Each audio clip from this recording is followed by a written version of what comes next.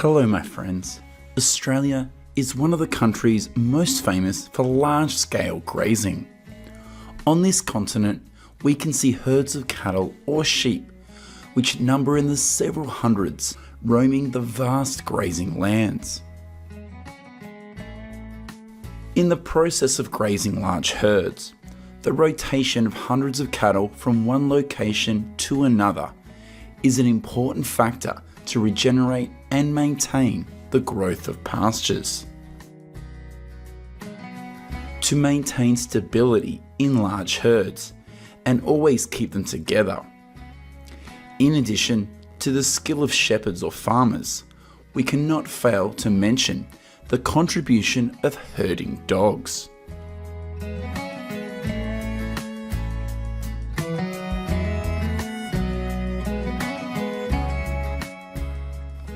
Currently, the most popular dog breeds used by Australian ranchers for farm work include Border Collies, Kelpies, and Australian cattle dogs. In particular, the Australian cattle dog, or blue heeler, is the most famous working dog breed in Australia. It is often bred to support work at most cattle farms in the country. Two other working breeds, Kelpies and Border Collies, are often bred to assist with work on sheep farms.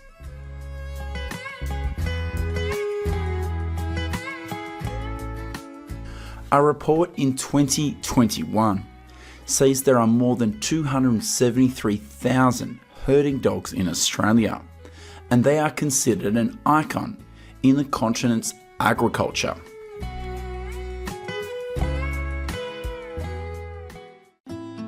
This is an Australian cattle dog and its 6-day-old puppies.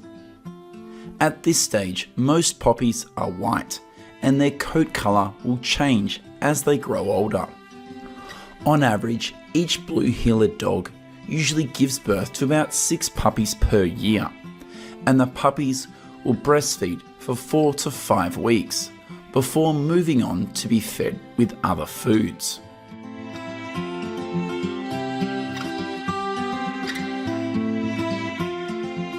At about 5 to 6 weeks of age, the colours of Australian cattle dogs will change, and the blue dogs are usually the most popular. This is also the reason why the name blue heeler is more commonly known than red heeler when talking about this intelligent working dog breed.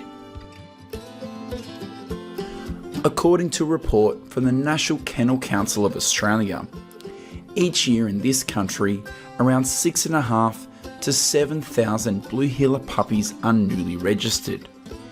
In fact, the number of blue heeler puppies born each year in Australia may be nearly 47% more than reported.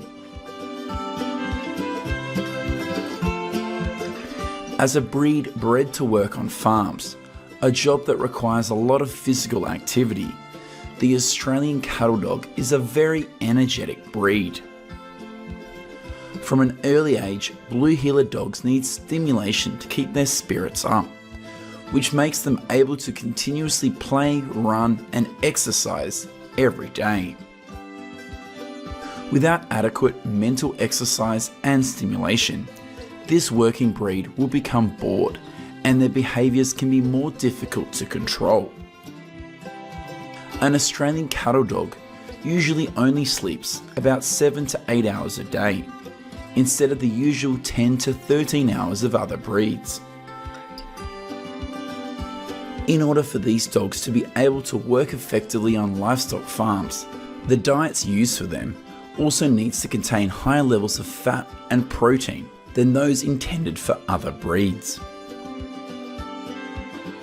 In recent years, Queensland and New South Wales have always been the states with the largest number of working dogs raised in Australia. These are also 2 states with large farmer communities and a high demand for this breed. To be a good herder, blue heeler dogs are usually trained when they reach 8 to 10 weeks old. At this stage, these working dogs will be taken to livestock areas where they will get used to the job by imitating the actions of adult dogs. In addition, trainers will train these dogs in a variety of other skills, such as concentration, communication skills, loyalty, and obedience. Skilled Australian cattle dogs often participate in agility trials or field trials organised by working dog associations or clubs. To be selected to work on cattle farms, an adult Australian cattle dog needs to master such skills as serious work ethic, high endurance, good communication skills, and the ability to dodge the kicks of livestock.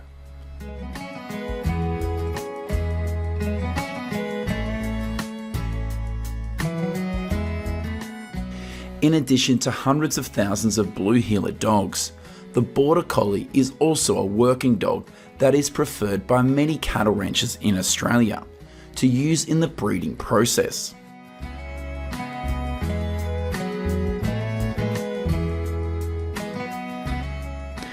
Today, thousands of Border Collies are commonly kept on cattle farms in Victoria, and this working breed is often trained to work on smaller livestock farms. Unlike the blue heeler breed, Border Collie dogs often have less endurance and are not suitable for travelling long distances. However, the intelligence level of Border Collie dogs is more appreciated than that of Australian cattle dogs. Border Collies are often trained to move herds of livestock over short distances from one location to another. In addition, they can also be raised on poultry farms to manage the daily activities of the flock.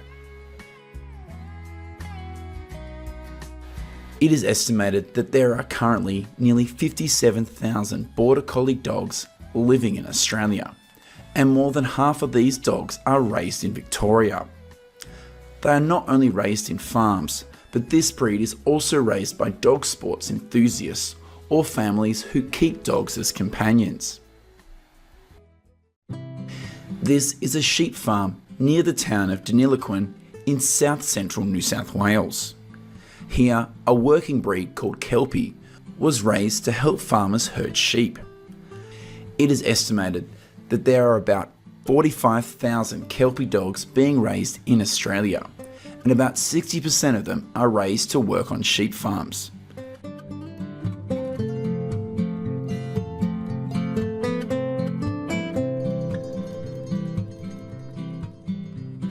Which working dog breed impressed you the most? If you are a working dog owner, please let us know how you feel about your dog in the comments section of this video. Hello my friends, today we are going to organic farms in the United States to see how the production of organic agricultural products happens.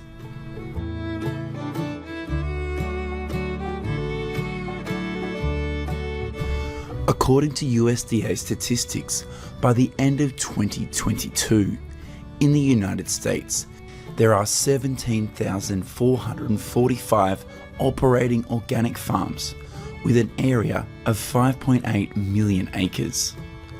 The majority of organic farms are concentrated in states such as California, Wisconsin, New York, or Pennsylvania. Due to rapid increase in human demand for organic food, the number of organic farms in the United States has always increased by 3 to 5% each year. However, the percentage of organic farms in the country has never exceeded 1%.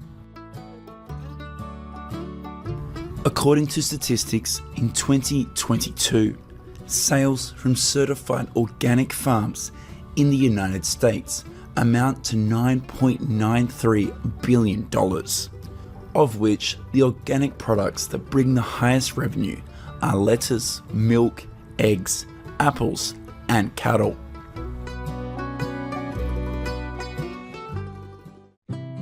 We are currently at an organic lettuce farm in Monterey County, south of San Francisco, California. September through November is usually the busiest time for lettuce growing in California's fields, and this 47-acre farm is no exception. Every time the lettuce growing process takes place, this farm will have about 170 migrant workers come to work, and most of them are illegal immigrants from Mexico.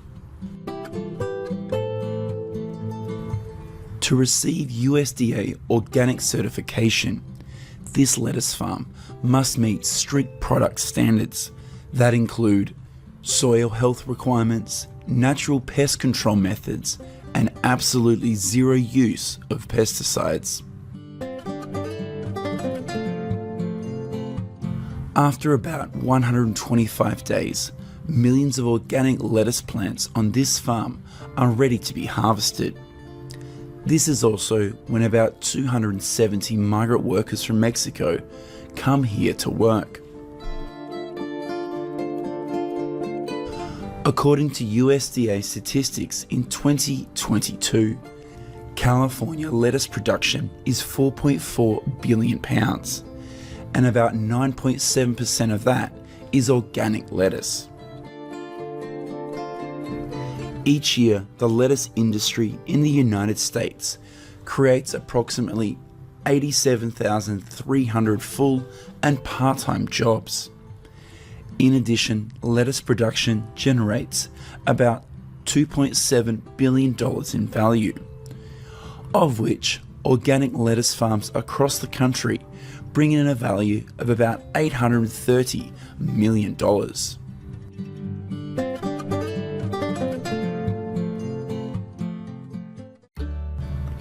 Goodbye lettuce farms. We're going to organic goat farms in Edwards County, Southwest Texas, to see how dozens of boer goats are raised. In order to be recognized as an organic farm by the USDA, dozens of goats on this farm have been fed organic food for their entire lives. In the production of goat foods such as alfalfa or cereals, farmers are not allowed to use pesticides and chemical fertilizers. In addition, the living conditions of goats on an organic farm should also be ensured by factors such as sanitation of the barn, humane treatment during rearing, and plenty of time outdoors. With outstanding features such as muscular muscles and a stocky appearance, Boer goats or South African goats are often raised on goat farms for meat. In addition, the average weight of an adult Boer goat is also 25 to 40% larger than other common goat breeds. According to a USDA report from June 2021, there are 14,130 active goat farms in Texas. Of these, there are about 173 certified organic goat farms, and the number of organic goats in the state is about 13,700.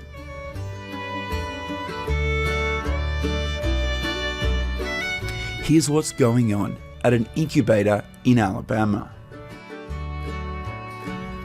One day after hatching, hundreds of geese here will be moved to organic goose farms in Coleman County, located in the north central part of Alabama.